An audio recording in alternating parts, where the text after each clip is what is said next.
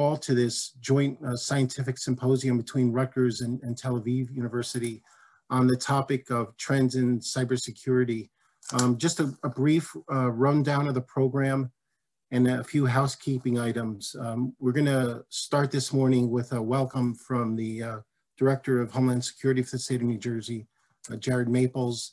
Then we'll hear from the featured scientific speaker on the Rutgers side, Dr. Saman Zanuz. After that, Tel Aviv University VP of Research, Dan Peer, will introduce the featured speaker for Tel Aviv University, Eran Tromer. And then the Dean of the Rutgers School of Engineering, Thomas Farris, is gonna moderate a Q&A session between our two featured speakers. In terms of the basics of the event, I want to encourage you all, as you listen to the speakers today, to ask questions actively through the Q&A button that you can see on the bottom of the screen. Use that Q&A button. As a question occurs to you, they'll be collated, and Dean Farris will be able to see those questions and ask, potentially ask some of those as part of his moderating the Q&A session. So look out for the Q&A button on the bottom.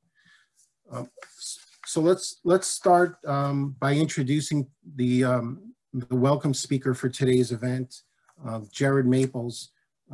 Director Maples oversees the New Jersey Office of Homeland Security and Preparedness. He was appointed on that role in June of 2017. He, among other things, in that role serves as the federally designated Homeland Security Advisor to the Governor of the state of New Jersey, Phil Murphy, and as a cabinet level executive responsible for coordinating and leading New Jersey's counterterrorism, cybersecurity, and emergency preparedness efforts. Director Maples, before his duties in New Jersey, Director Maples had a long and impressive career in the federal government. He worked in the Department of Defense and also as an intelligence officer, Central Intelligence Agency. So please join me in welcoming Jared Maples. Director Maples. Thank you, Vince. Appreciate the warm welcome and the opportunity to be here, and also want to extend my my thanks to Dr. Farris as well. Rutgers has been an outstanding partner, and certainly want to thank Tel Aviv University. This is such an important initiative, and I can't tell you how excited that we're glad how we are to be a part of this, and have been. And I'll speak a little bit about that. Just want to take a few minutes to welcome everyone. Normally, we'd be welcoming you to the great state of New Jersey. Then in the age of coronavirus, we'll have to just welcome you online, but look forward to cleaning this pandemic up and hopefully meeting in person soon, maybe as early as next year, whenever we convene again. A couple of interesting points. I was actually in Israel. We were talking about it beforehand with Andrew Gross, who's on the call, Dr. Peer, amongst others. We did a state visit with Choose New Jersey about cybersecurity. It was one of the leading topics on that. And I think a lot of what we're talking about today really came to fruition from that meeting, that visit. In many respects, it feels like a lifetime ago. So much has happened, and yet it also feels like it was just yesterday. So kind of a strange situation. And of interest, I'm in Governor Murphy's cabinet, and that was the second visit we did. We went with Governor Murphy a couple years ago, and again, similarly aligned with some artificial intelligence, cybersecurity, some of those other emerging technologies that Israel is so great at. Across the board, and certainly things that we'd like to think we're pretty good with Rutgers and some of our capabilities here in New Jersey as well. And that's why this marriage really makes a lot of sense. So I'm greatly honored to be here, and again, excited. I think it's a great thing for the state of New Jersey, and I think for our partners in Tel Aviv at the university and in the country as well. As Vince mentioned in my bio, we're responsible for leading and coordinating states' counterterrorism, cybersecurity, and emergency preparedness efforts. Sort of gets involved in everything of a negative nature that would happen to the state of New Jersey. We're somehow tied up in it and or leading it. And so it gives us a unique perspective on things. A couple of really interesting points about our cybersecurity presence. We're the first state in the United States to have an integrated information sharing and analysis center, an ISAC. That's modeled after the federal NKIC that's run out of DHS, Department of Homeland Security at the federal level. And while other states are adopting that, they're moving towards that model, but we are the first and right now the only. I would anticipate we'll have some partners and colleagues in other states that'll be doing this shortly. As part of that, the cybersecurity role and mission is directly under Homeland Security. We're also the only state where that occurs. Most of the time it's under CIO or CTO position shops, or sometimes reporting straight through the National Guard or the governor's office. In New Jersey, we view it as a core Homeland Security mission. And it's important to how we can operate and share information federally from an intelligence perspective, both in and out, leverage some tools that aren't really there capability-wise from other components. And so again, that's another model we think is well on its way to making its way out to the other states, but we're proud that we're amongst the leaders. And I'll add in from the Jersey State side, the New Jersey State side, that Rutgers has been a key and vital partner to that, whether it be the research components, the School of Engineering, all the other aspects that we've talked about. We could not have done it without a lot of the academic research and partnership and capability from Rutgers. So again, proud and happy to be teaming up with you.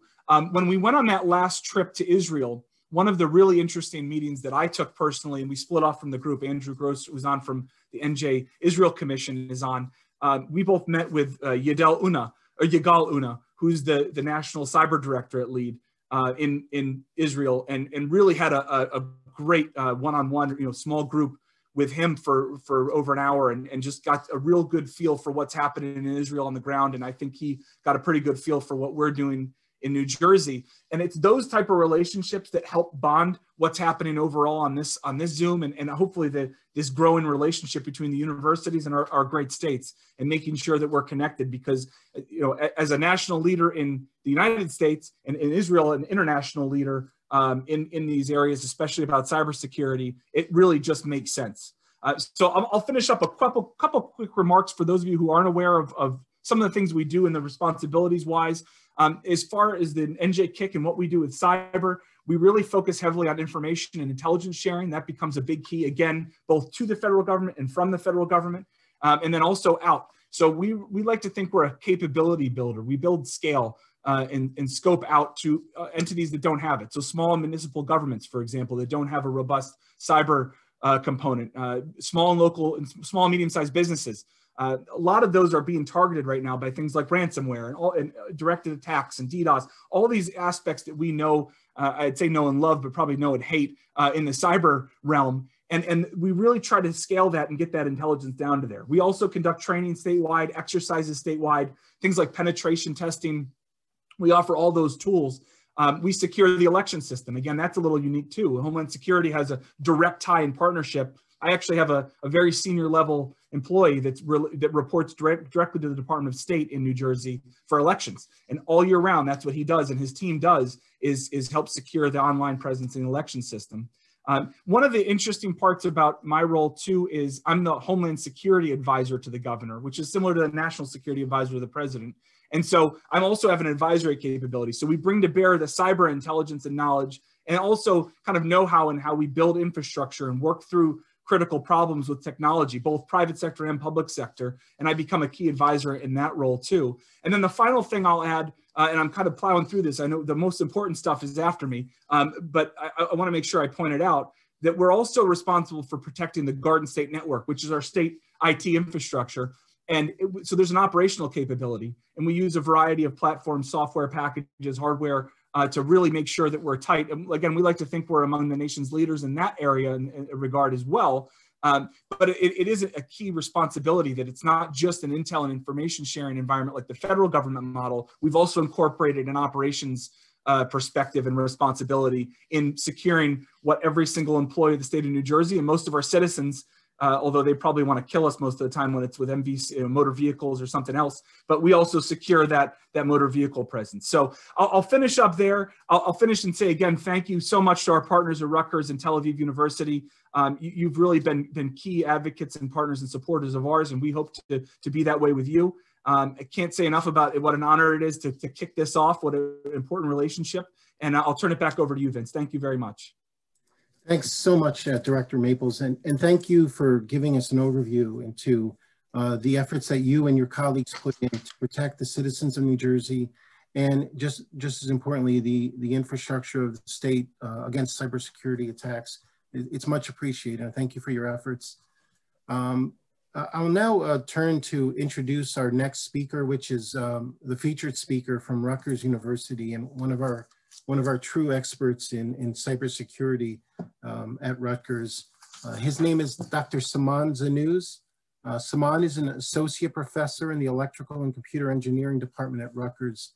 His research has been awarded the Presidential Early Career Awards Medal for Scientists and Engineers by the President of the United States in 2019. And he's also a winner of NSF Career Awards in 2015. Saman's talk today is going to be on trustworthy critical infrastructure via physics-aware and AI-powered software security. Saman, would you like to present to us? Thanks very much. Absolutely. Thank you, Vince, for the warm intro. You guys can see my slides? Okay. Thank you for inviting me, and I'm so happy to be the third speaker in this series. And as you know, I'll talk briefly about our projects in cybersecurity, all collaborative efforts, and I really would welcome any collaboration that we could actually find together and work together on. So actually make it full screen.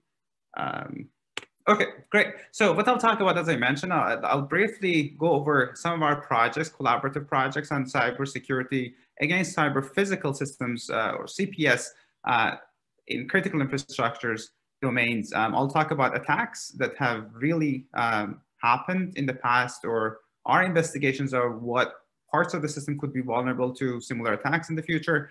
And then on the defense side, talk about how can we defend against these adversarial parties and malicious misbehaviors through offline protections to protect the systems before they go operational, and while they're operating, how to monitor their operation for security and safety purposes. So as I mentioned, our research focus is on cyber physical systems. These are systems that are combinations of physical processes of some sort and computational logic and executions. For example, electricity grids, power grids, a water supply, healthcare, robotics, autonomous driving. These are, for example, robotics. You have the physical process, the robotic arm that is being monitored and controlled by a computer. So that makes it called cyber physical system. And some of these actual transportation, healthcare, or power system, for example, being critical infrastructures of the societies being so important for societal level services, it makes them targets for attack.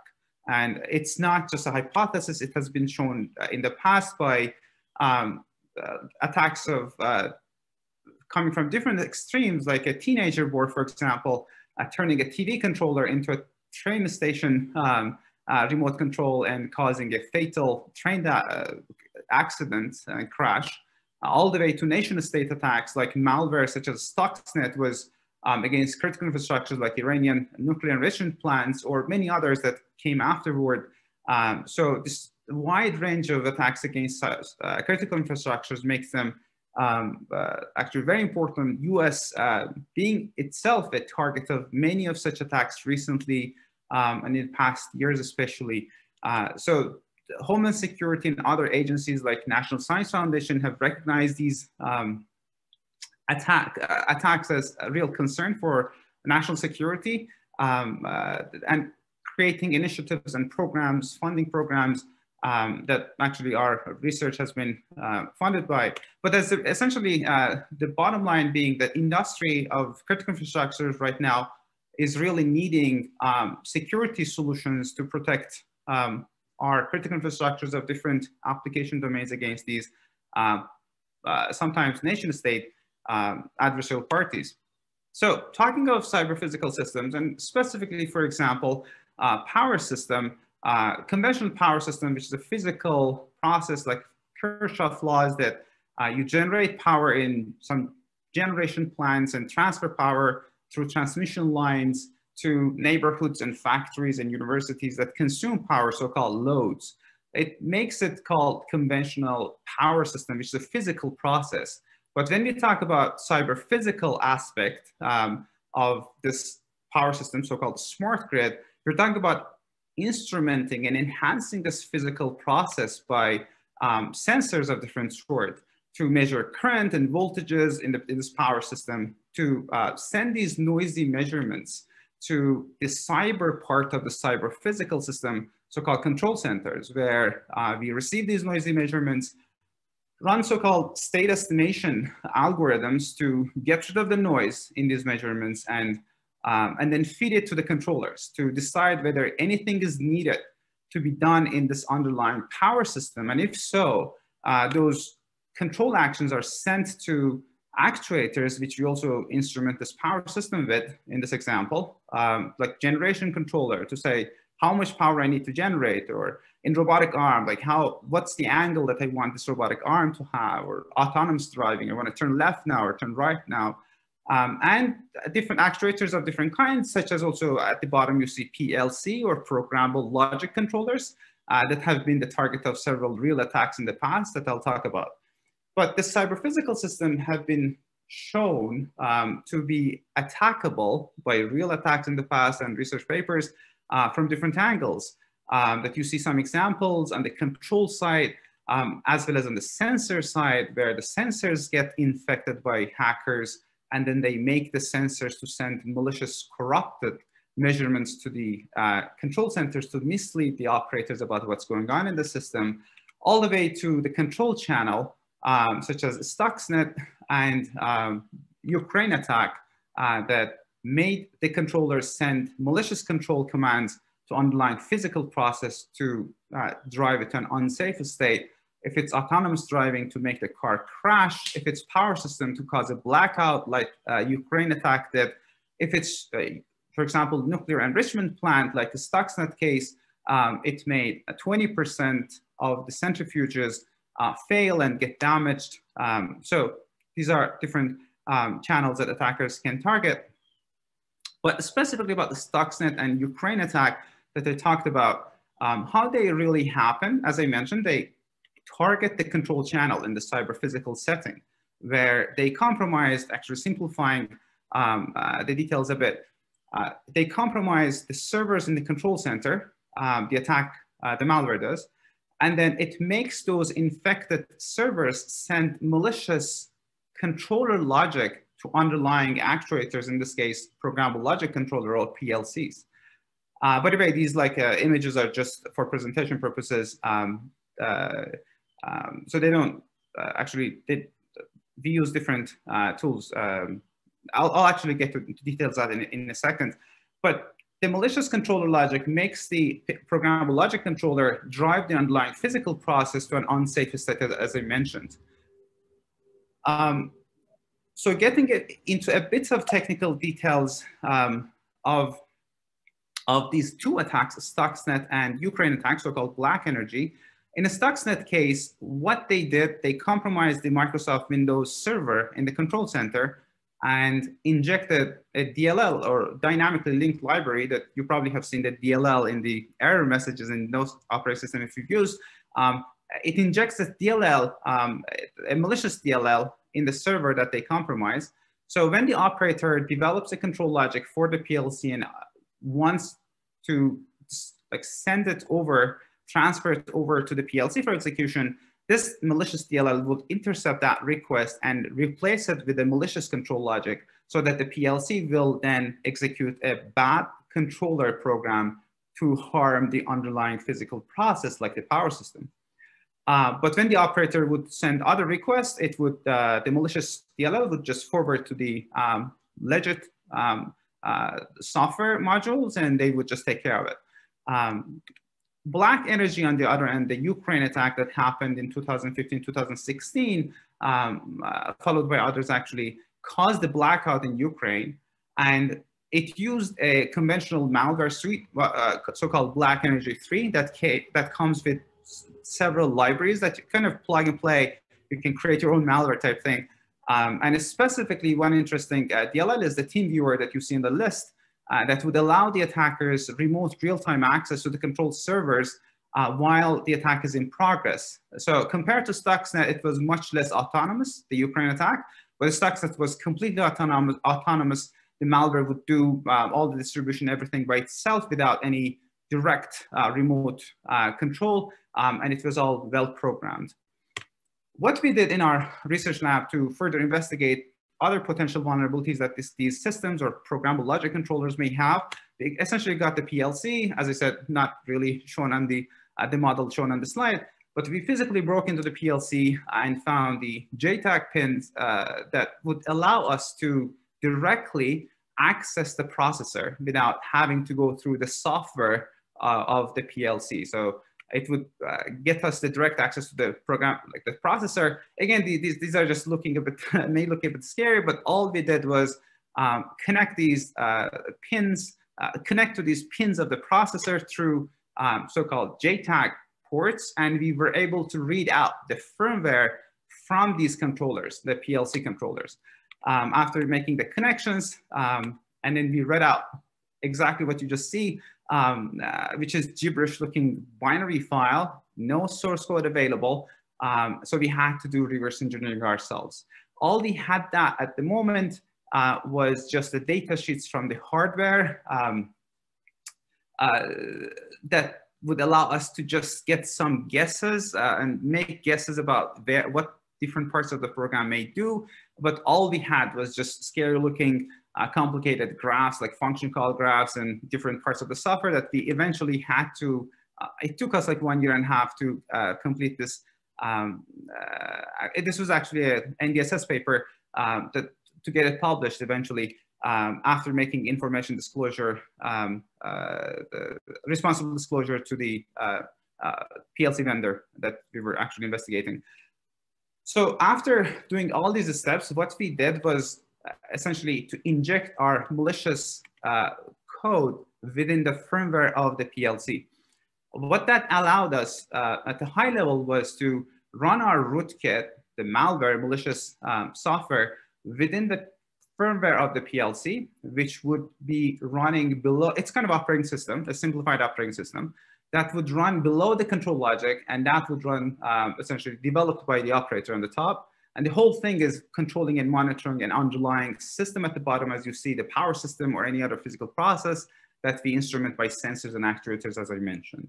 So when on the right-hand side, when the operator or the control logic sends a legitimate control action to the actuator to drive the system towards a safe state, our rootkit within the firmware would intercept that action and replace it with a malicious copy to drive the underlying system unsafe.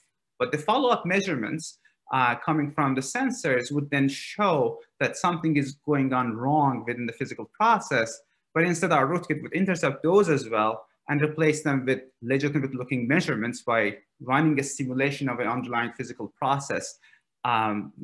So everything to the operator and the control logic would just look normal about the underlying physical process, while the underlying physical process would be in trouble. We validated this system empirically in a real world power system testbed owned by our collaborators. And as I said, this was an NDSS paper. So that was a rootkit within the software of essentially firmware of the PLC that could possibly be detectable by any security monitor that is doing integrity check of the firmware or the control logic that is running on the PLC. We further explored potential extensions to this work and see if we can implement this malware as a mountable hardware implant on the PLC that could be controlled by cellular network of the attackers. So kind of supply chain type attack where on the top, like actually at the bottom, you see two boards. The small one at the top, TNC board, has our malicious code, and the one at the bottom is the GSM, the cellular network, the connectable board.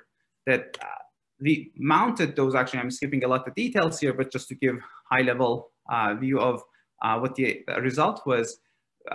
Eventually, this was mountable within the PLC. It could be actually much smaller. This was just a research prototype. But what it allowed us as attackers in this case to be monitoring the PLC maliciously through cellular network connections. So any security software that runs within the PLC to do integrity checking of the software would not be able to detect us. Any network-based intrusion detection that is an industrial control system that is using this PLC would not be able to detect us because we're not using that network. And also we could remotely control what this PLC does, and this would allow us also to make coordinated distributed attacks against the infrastructure that these PLC control and monitor. So a part of our research always in cybersecurity is to investigate potential attacks that could happen in addition to ones that have happened, to proactively come up with defenses against them to prevent them from happening in real world.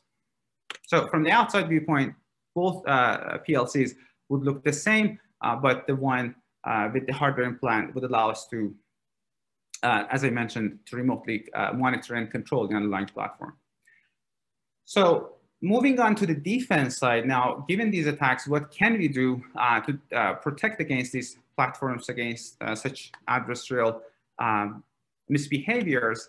The first work that we had on this topic, again, our NDSS work, another paper where our solution, so-called Trusted Safety Verifier, as a bump in the wire device, would sit between the control server computers and the PLCs. So any control logic that is sent by the control center operators for execution on the PLC would be intercepted by this Trusted Safety Verifier.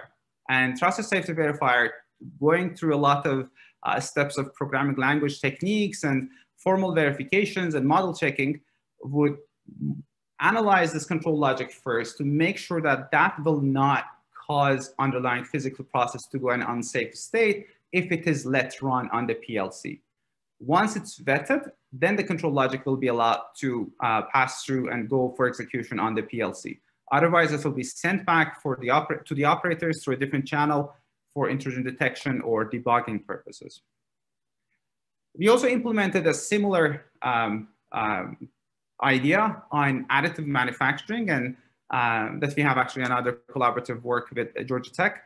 And this is under submission, where the design files are sent to get printed by the 3D printers, but our Trusted Integrity Verifier in this case would intercept those designs to analyze if they have not been tampered with, for example, to inject voids within the object. Once printed, for example, imagine this is a propeller for a drone. If it is injected by like a void, for example, it would break while it's in operation.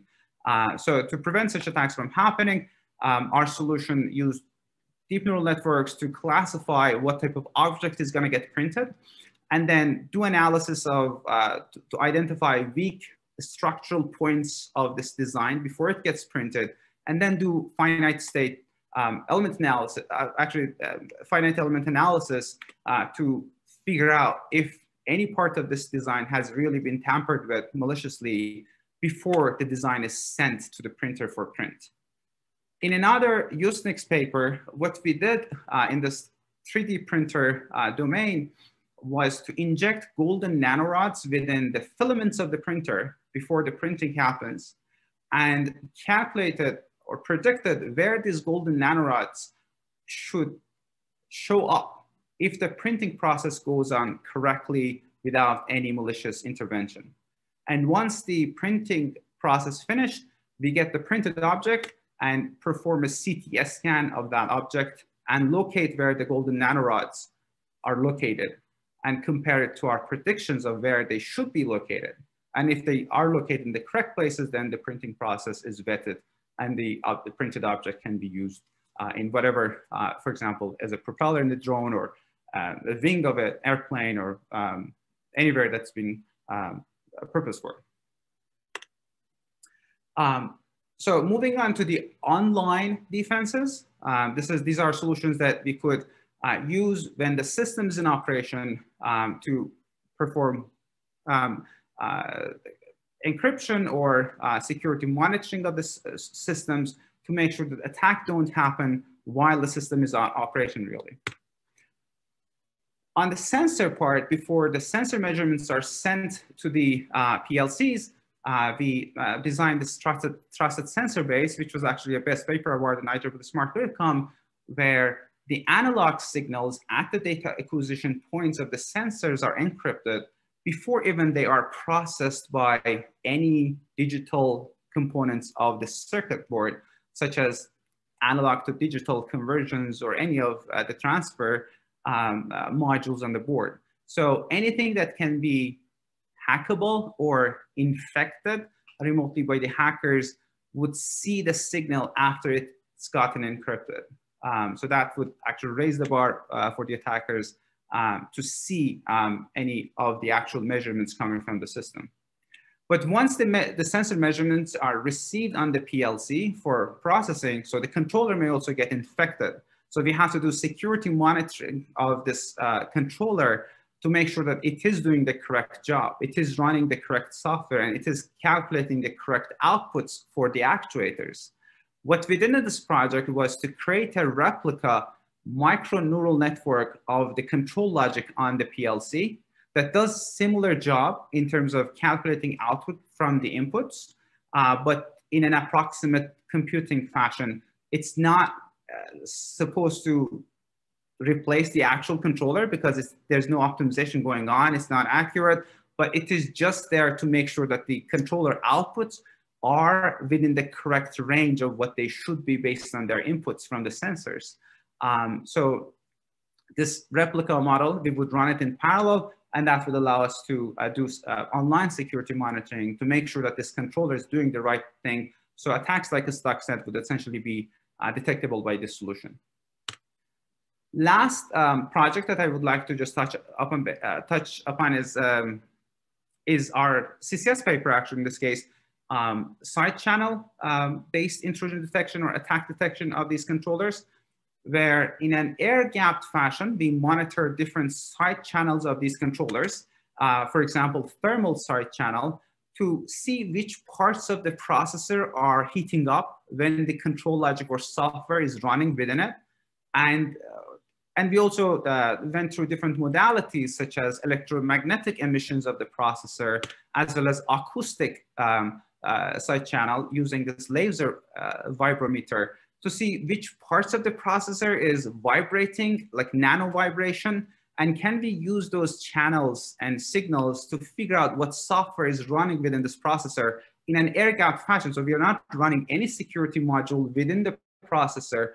So the real-time operation of the PLC is not being affected, and any attack that happens within the software will not have access to our monitor to kill it possibly. Finally, we were able to find the best modality, which is electromagnetic side channel, that, as shown in this frequency spectrograph, different instruction types in the software that is shown on the right is giving us different fingerprints in the signal that we receive from electromagnetic probes. And we use those to figure out and detect if the controller is running any malicious software successfully. And the details, again, is in our CCS paper on this. That said, I will actually conclude. And actually, we will keep Q&A to the end, but I would just to reemphasize again that my goal here was to go over different projects that we have going on.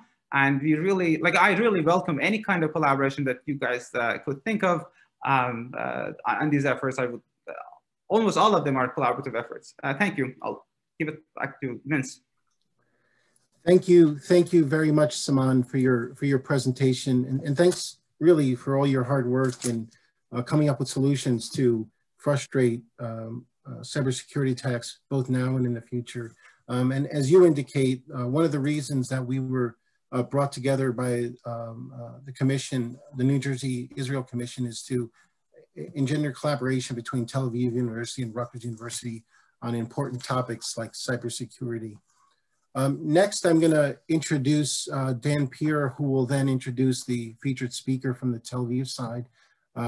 Dan has been a good partner over the last several months in bringing together these joint symposiums. He oversees the Spark Innovation Lab at Tel Aviv University and has also served as the Vice President of Research and Development at Tel Aviv University.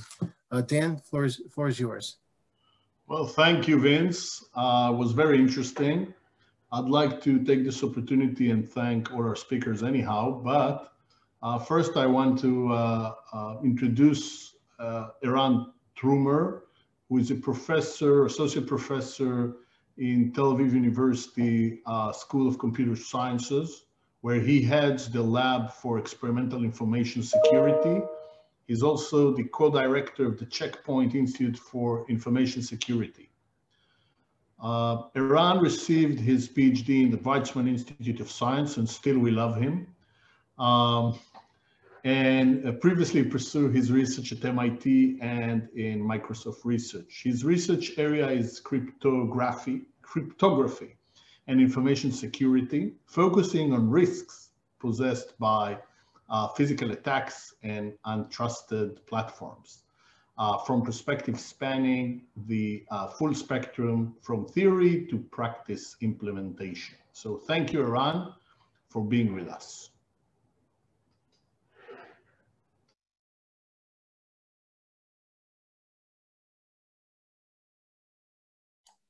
Thank you for the introduction and for the honor of being in the symposium. This is a wonderful opportunity to explore several facets of modern cybersecurity and its challenges. And I especially appreciate the opportunity to talk after Saman and complement his perspective, in the sense that we just heard about very powerful techniques for defense through physics. And I would like to talk about attacks through physics and defense via cryptography. I head the laboratory for experimental information security at Tel Aviv, and we have many branches of investigation under that umbrella. It includes analyzing vulnerabilities at the physical level as well as the software level, using advanced tools such as machine learning in order to perform attacks and analyze their own vulnerability. And we also do a lot of system building, try to understand how we can build secure systems that defend against the attacks that we and our colleagues have found, as well as the one that we encounter daily in the newspapers, and try to build more robust computing platforms. There are too many topics to cover comprehensively, so I try to build this talk in a way that will touch upon many hot areas that we are working on and that are opportunities for collaboration. And I will exemplify this through several specific lines of research.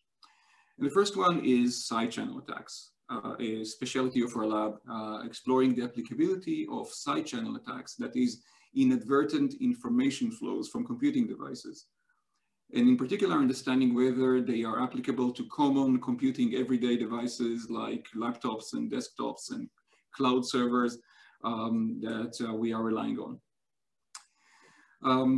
One of the first, maybe simplest attacks that we carried out in our lab is the study of acoustic side channels. Simply speaking, the noise made by electronics as they're doing their thing. The voltage regulator is struggling to stabilize the voltages and currents that are then fed into the CPU and are therefore manipulated by what's going on inside the CPU. Some of you working on your computers late at night in a quiet environment, hard to imagine these days, but it happens, may have noticed strange buzzing noises. Well, it turns out that these convey a lot of information about the content of the computation. Sometimes you can even hear them by ear. Of course, you can hear them a lot more with dedicated lab equipment. So here's a simple setup. We have a filter amplifying, digitize the information. And what we see is intriguing. We see that there are changes in the acoustic noise generated by that laptop.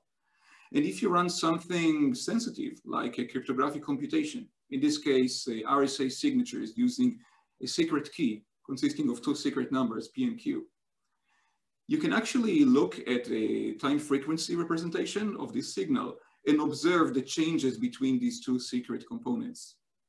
And from that, with additional analysis, you can even deduce what those secrets are and therefore steal those signing keys and impersonate the person who owns the laptop whenever they are entrusted to sign information.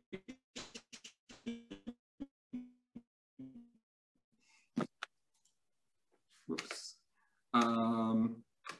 So these kind of attacks, as you just saw, can be done in proximity. They can also be done at a distance, in this example, up to 10 meters away using a parabolic dish. And they can even be done sometimes using the built-in sensors of other machines nearby. For example, just a simple cell phone placed nonchalantly next to someone's computer can steal the secrets within that computer when they are affecting ongoing computation. So this is something that was very surprising. The publication came a decade later, and then we went back to declassified NSA publications and other sources, and there was no hint that people were aware of this attack vector insufficiency. And that got us thinking about what other subtle exploitable information flows there are from these everyday devices. And figure out that electromagnetic radiation is also obviously a potential vector, and it was extensively investigated in other contexts for simple devices like smart cards and microcontrollers. For computers or not in a way that is useful. So as you can see in the picture, even simple improvised devices can acquire electromagnetic signals. You can analyze these, you can find a carrier, you can do the modulation, subsequent analysis, and you end up with cryptographic keys. Even simple touch, just using your hand or pen as a conductor, can capture electromagnetic fluctuations in the potential of a device and yield secret keys and other sensitive information. But that's not all. It doesn't have to be all physical. Some information is leaking by the side channels at the network level. For example, here is an important research problem that we are all grappling with probably this very minute. You see your colleagues on Zoom, and some of them seem somewhat distracted.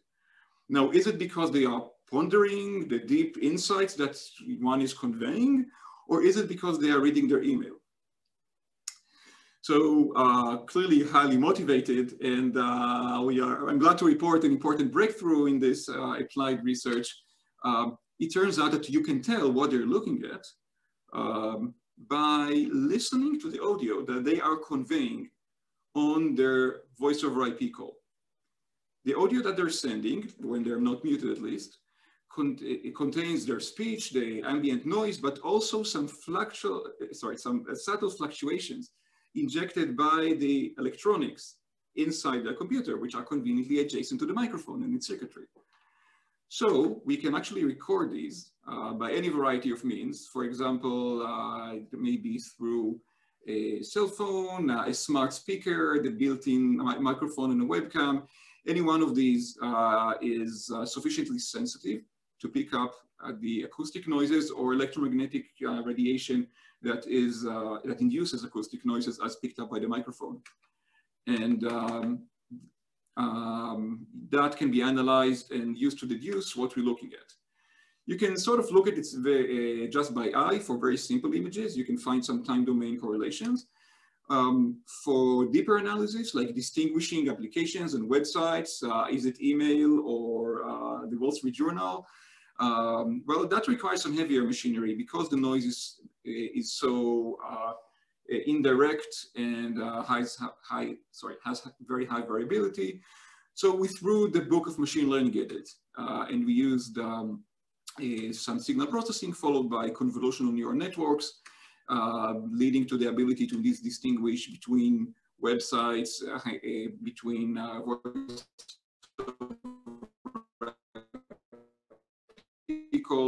displayed on the screen if it's in a sufficiently large font.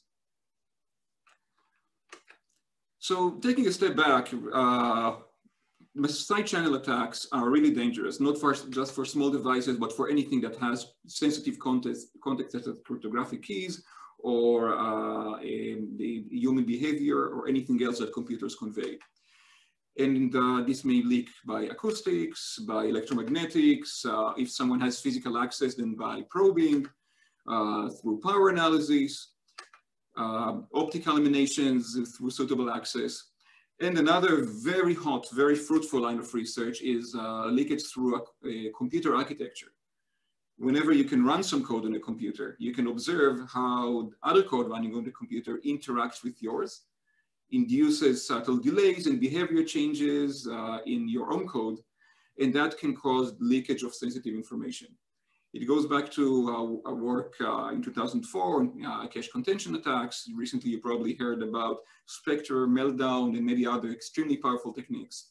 We've seen dozens of papers published every year that show how weak is the infrastructure on which we are building everything in terms of its ability to compartmentalize and contain information flows. And strikingly, you may say, okay, maybe all of these require people to have physical access to the computer, so I'll just keep them away, 10 meters away, so they can't even do acoustics. I close the windows so they can do laser vibrometers, as Samantha alluded to earlier. I'll keep them maybe off the internet, so forget off the internet. I'll keep them I will forbid any code execution by potential adversaries to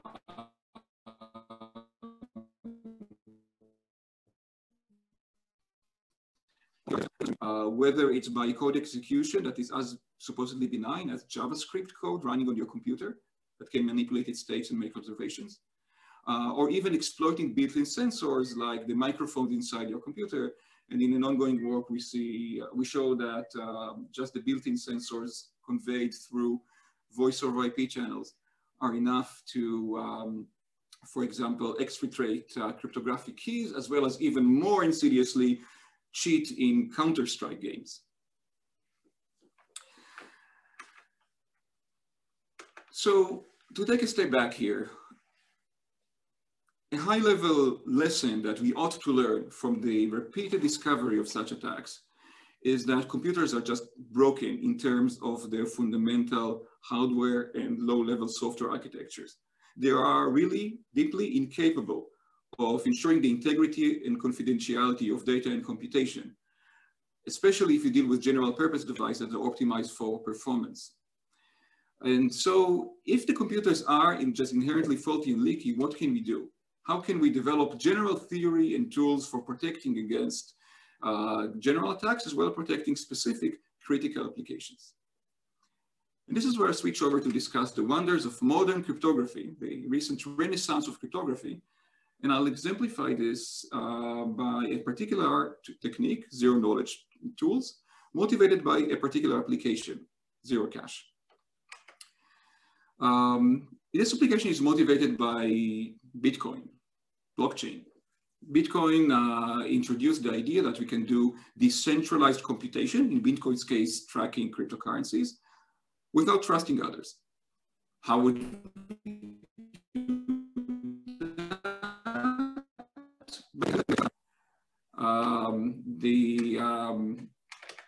the identity of the parties involved is put on a blockchain for everyone to check. And that enables the checking of integrity, as well as detecting if someone is trying to double spend their coin and thereby cheat.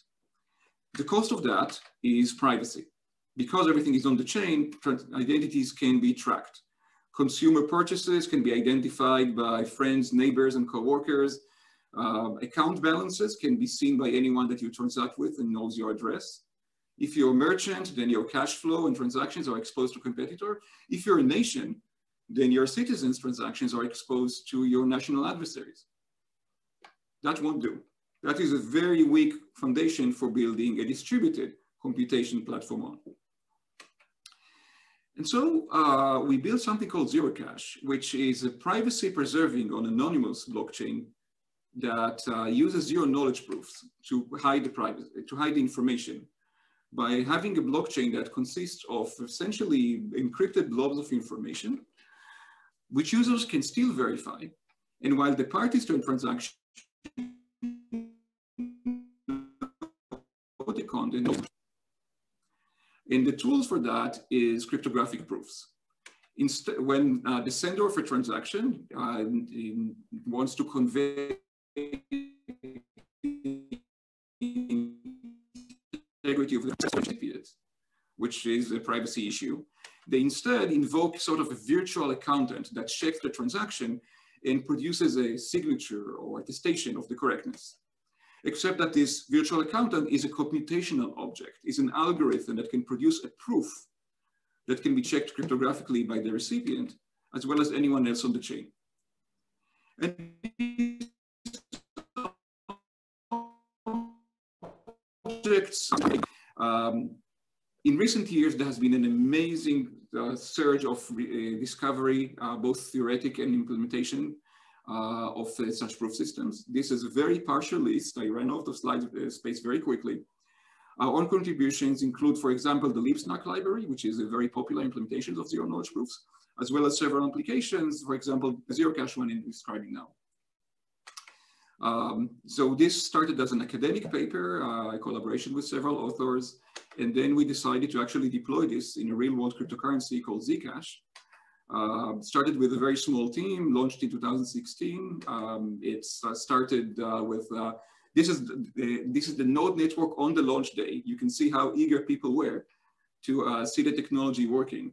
And it very quickly grew very much beyond this. These are recent statistics. We're seeing tens of millions of dollars transacted every day, dozens of exchanges and software developers, a very vibrant ecosystems, copycats that forked our code. But most excitingly, in the current context, we're seeing novel research driven by this. We're seeing major cryptographic advancements and motivations for basic research and many research papers in top venues coming out from my colleagues and me and many others that now recognize new needs, new challenges, new trust requirements and security requirements, and build up these cryptographic tools. So we're very excited about facilitating both the privacy as well as the research. There are many other applications. Time won't allow me to discuss any of them at length, but I mentioned that this can be extended far beyond simple smart contracts. It can provide scalability for computation on the blockchain. It's used by JP Morgan and Ernst & Young for private asset tracking.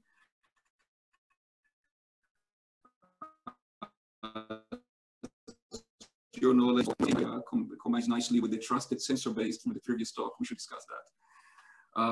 And there are even defense applications. Recently, DARPA and IARPA had 3 different programs, current ones, SIEV, and 2 recent ones, Verona and Hector, all of which had zero knowledge components to defend high security national applications.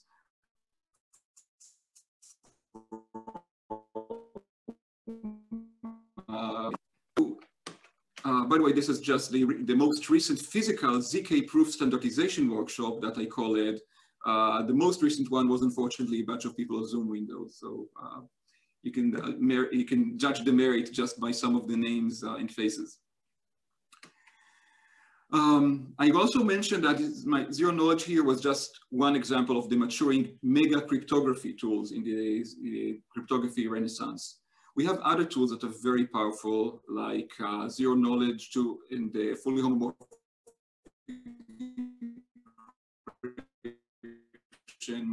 and now many other things that are extremely powerful in expressing properties. And we are providing a powerful vocabulary for the things that can be enforced cryptographically. And therefore the challenge that I would like to pose to the people in this room and well beyond is, what should we use this vocabulary for? We have the words. You need to write the poems about your security needs, about how the applications can use these tools to ensure concrete properties that will solve the real world problems.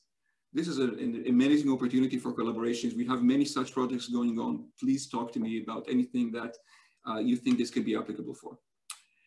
And without further ado, I will pass on the baton. Thank you, Eran, for that excellent overview and presentation. I guess among other things we've learned for future Zoom presentations you make, we need to make sure to pay attention, because you can tell the difference whether we're listening to you or watching our Facebook page. So thank you very much. I'm now going to turn over for questions and answers. Tom Farris to moderate. Dean Farris has been the Dean of the Rutgers School of Engineering for the last 12 years. Before that, he headed up the School of Aeronautics at Purdue University. Dean Farris, would you please moderate the Q&A? Thanks very much. Yes, it's my pleasure. And thank you to both of our speakers. Those were quite extraordinary presentations. For Professor Tromer, one of the things we're grappling with at many universities in the US is this point about being able to observe people in a Zoom meeting and thinking about students in classes and students during exams and how do we sort of balance putting them in high pressure situations and being able to monitor what they're doing when they may have, for instance, here, younger siblings in the room next to them and so on. I'm just sort of curious about the Tel Aviv experience with that. Tel Aviv, we certainly had our own share of excitement in this regard. It's difficult to find the right methodology here. Frankly, I have been fortunate to not be teaching this semester. So I'm mostly looking over my colleagues' shoulders and trying to learn from them in order to avoid some of the perils. Clearly, one needs a well-honed remote instruction infrastructure that tends to have amusing interplays with the existing infrastructure and institutionally mandated technology. One also needs realistically to extend some trust to the students and realize that those who are in it for learning will be able to make the most of it. Those who are intent on cheating may be able to foil the quantitative measures. And I think that in the years to come, as we evaluate this generation as employers or advisors, we will have some challenges. Thanks, very good. So, and Saman, for you, one of the, you're lots of things about the integrity of the power grid. And my sense is that as repairs are made to the power grid, the owners don't actually have a clear sense of what the network looks like. And maybe this is down at a local level so that it's so small that it's not really an issue, but I'm just curious about your comments there. No, that's actually an excellent point and actually very valid point. The traditional power grid, when it started like a century ago, it was very centralized system where the generation plants were just very recognized and then people would just be able to consume. But now with renewable energy and more distributed energy sources at the distribution levels, the system is, yes, as you mentioned, less observable and hence less controllable from a centralized viewpoint. But as research has shown, actually, it makes the system more resilient against attacks in some sense because different parts of the system are able to compensate for any kind of failure or misbehaviors that may happen in some other parts, because now we have more generation, more but distributed, which actually makes the controlling of the system, monitoring control the system from the high level viewpoint more challenging, but it makes the system more resilient. For instance, one of the early attacks that were that was shown to be very practical, but advanced metering infrastructure where the smart meters were distributed. It showed by these smart meters making like wrong claims about the generation and like the generation, the household generation and the consumption. They could be they could possibly affect the stability of the overall power grid. But now with renewable energies, research has shown it's not anymore possible because whatever they do, more distributed resources around the country could cope with it possibly. But would they in practice? There's been no real attack to show that. But attacks such as the Stuxnet or like, for example, Ukraine attack, these are targeted attacks that they do a very good job at their reconnaissance and knowing the infrastructure and then targeting the systems. Again, also against US facilities has been attacks. So like defending against those attacks are very difficult, but 99.9% of the attacks are not targeted and they're like less difficult to be defended against. Thanks. That's very interesting. So I think this question is more for Professor Kromer. And it's really sort of an example of how we can get pretty far along and forget how complicated this is for the general audience. So the question is, what is blockchain technology, and what is the very basic principle behind it? Yes, that is a question that we explore at length over a full semester course. The reason this is nuanced and frankly confusing is because there is a lot of conflation, often intentional, between several different concepts that make up the blockchain terminology. The core of blockchain is achieving distributed consensus on a state of a system through a decentralized public ledger that anyone can observe in order to ascertain the current state of the system. And there is some mechanism for extending it in a way that ensures consistency. A popular, and the first example is Bitcoin, where the blockchain is maintained and extended by so-called miners, that they earn the right to extend the chain with any valid new information by solving mathematical puzzles. And information conveyed on that blockchain, in the case of Bitcoin, happens to be transactions in an asset.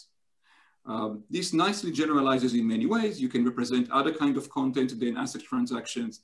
You can think about other ways to extend the chains through other computational mechanisms and protocols. And you can address matters of privacy and scalability. And most powerfully, you can have it represent a powerful computation, so-called smart contracts, rendering it into a global, consistent computer that anyone can interact with. And Ethereum is an example of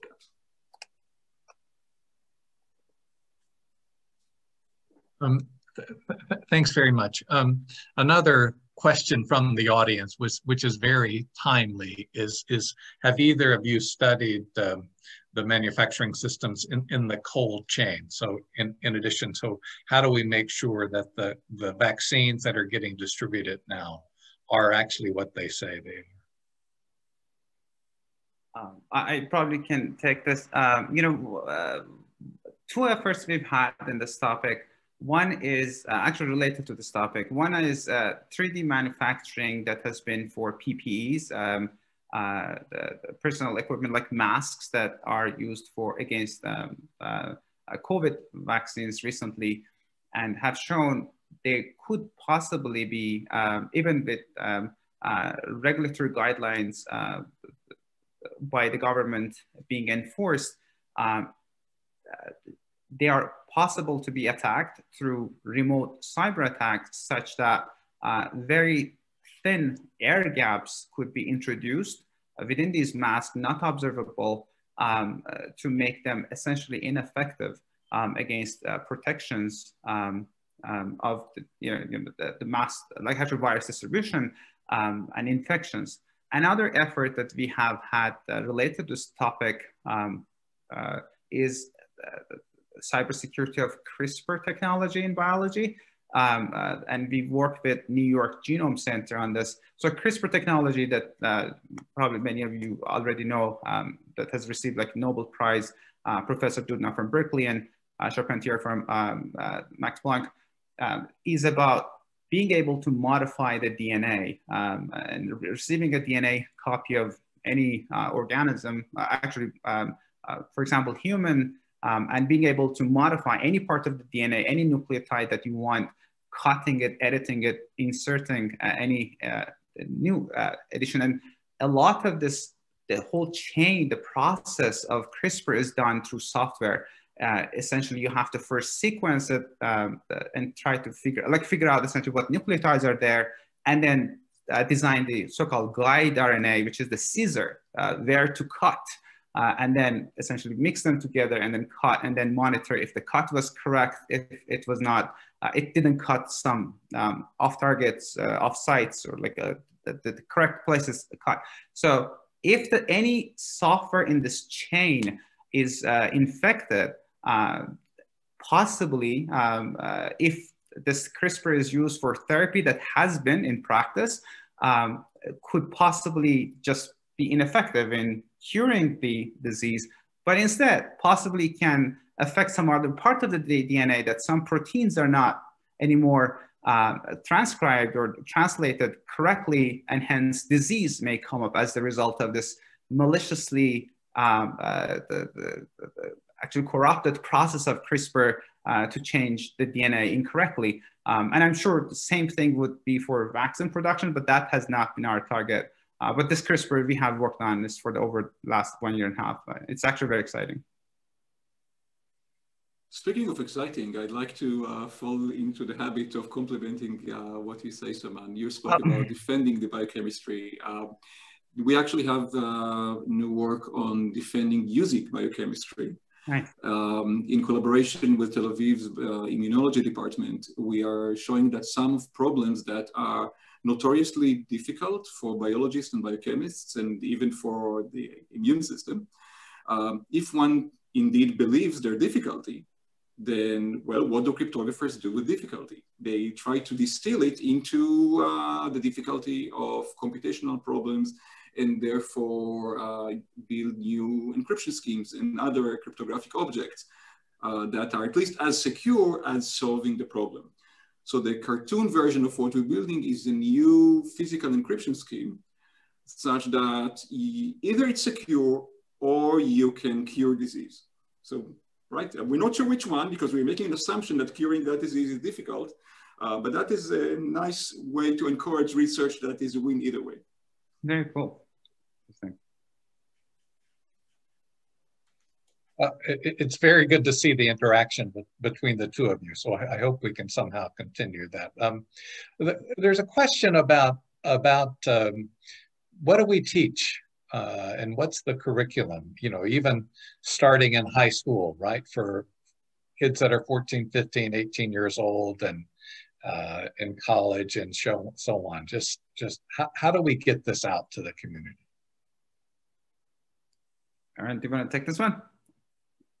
I can take, if you'd like, I can take more. Sure. So I think, I mean, by observing my small sample in between supporting their Zoom access, as well as observing the students that come in, I think that one of the challenges that we have is that consumer devices have become so streamlined that they are hiding the internals. And it is very difficult to break these abstraction barriers and teach kids as well as new students what is going on underneath the shiny plastic and glass, and what are the fundamental architectural and theoretical foundations. You know, back in the day, it was much easier to make the connection between a pixel on the screen or a character to a memory address and the algorithms that drive it.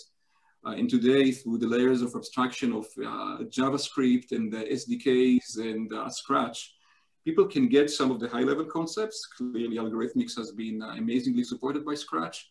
But when it comes to understanding the threats that we are studying, the information security in particular, cybersecurity, it requires a deep view that cuts through all of those abstractions. And half my papers came from looking at abstraction and saying, nah, that's not really right. Let's see how we can break it and what we can learn from that.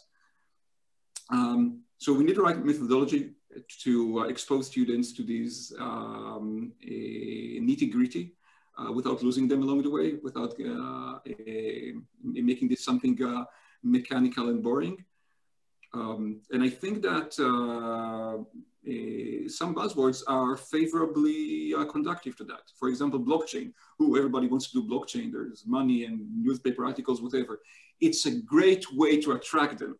Because if they want to learn blockchain, then that means they want to learn the distributed systems. It means they want to learn cryptography. It means they want to learn operating systems and networks. And by God, I got some really good students engaged that came for the wrong reasons, but stayed for the right ones.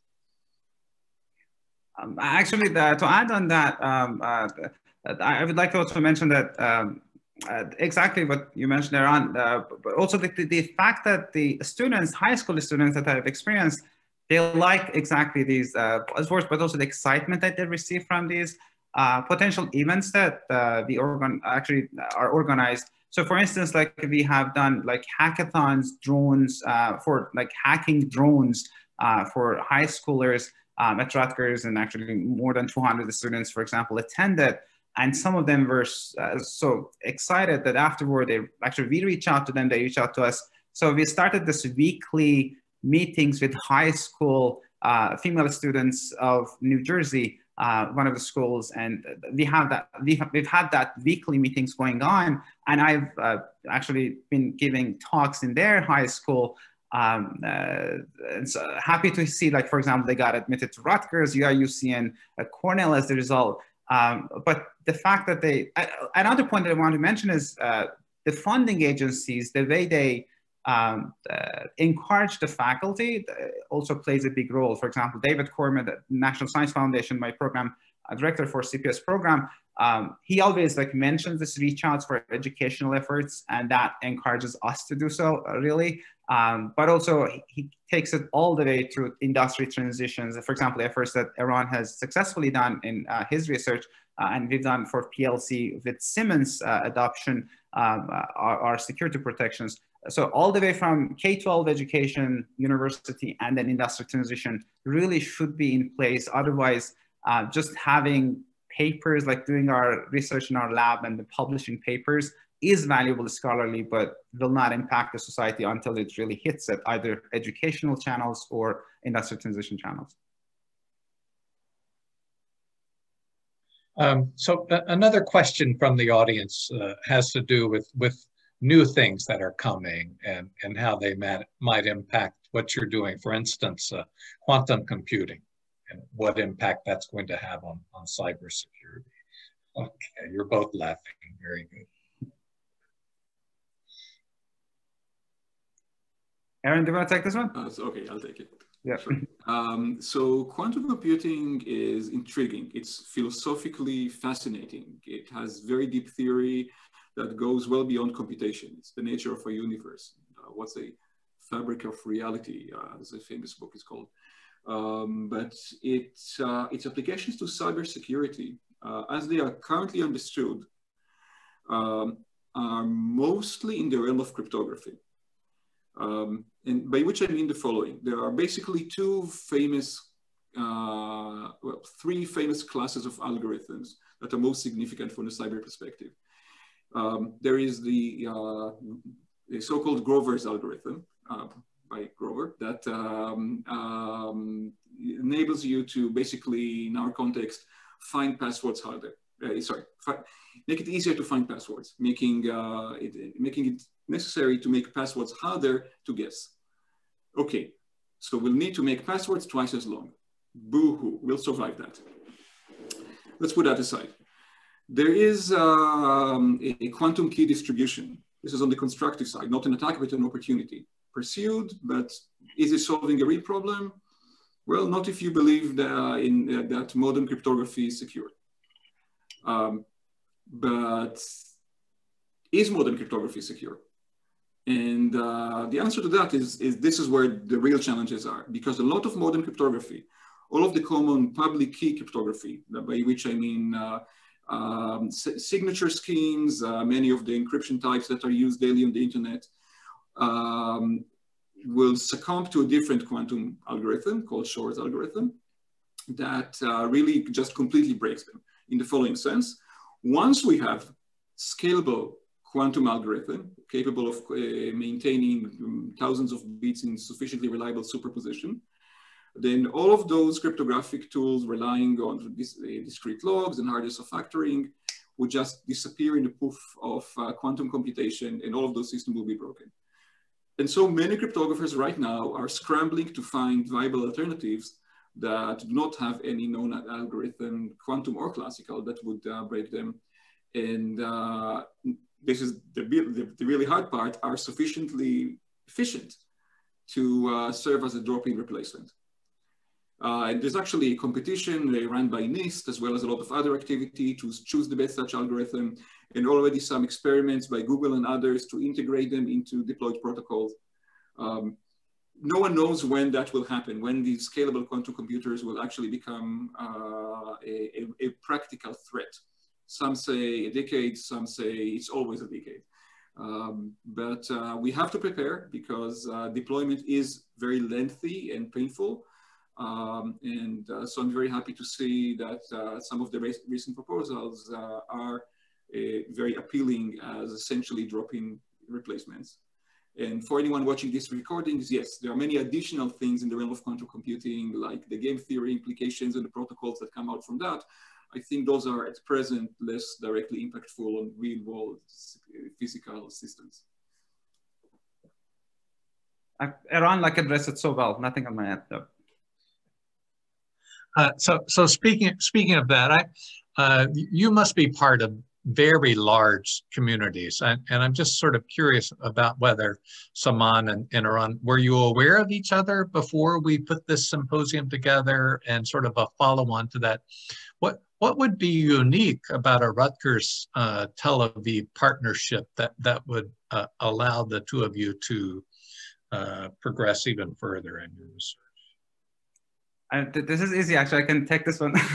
I've actually definitely heard of Eran's work in the past. I've not interacted directly with Eran. I'm so happy to have heard Eran's research.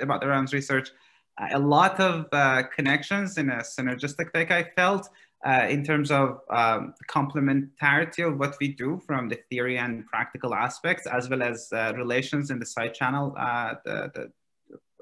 from perspective. Definitely, Eran, I'll reach out. But I'm so happy that we did this, yeah. Second that, and I think that this kind of synergy and indirect channels between people solving complementary problems, as we repeatedly found during this call, is extremely important, especially these days when we have all accustomed to having ourselves and our students remotely collaborate. I'm eager to explore this collaboration. Vince, I think that's a good one to start to wrap up our Q&A and go out with thank yous to the leaders from Tel Aviv University and the leaders from New Jersey Homeland Security. I also saw we had some participants in other universities in New Jersey here, and happy to include them in our partnership with Tel Aviv University as we go forward. So thanks very much for putting this together, Vince, and thanks Saman and Eran for your time and effort in getting this going. It was very interesting. Thanks so much, Dean Ferris, for moderating the Q&A and the exchange back and forth from Eran and Saman. I want to thank both of you for the wonderful presentation. Many thanks to Dan Pierre for connecting us with Eran, as well as to Director Maples for the welcome. I thought it was encouraging that there's a lot of not only work going on at the state level, but support between the state and the universities in New Jersey. I did want to answer another question that was on the Q&A. We will present video recordings of this symposium. There are also up on the internet the two previous presentations. So if anyone's curious in the audience, we have recorded this event, and not only this event, but the prior two joint symposium between Rutgers and Tel Aviv University will be available, and we'll send a note out to you on how to get to those. Thank you all very much. Look out for the notice. I believe the last week of February, we'll have another joint Tel Aviv Rutgers Research Symposium. But many thanks, and enjoy the rest of your day. Thank you. Thank you. Thanks, Saman. Thanks, everyone. Bye-bye.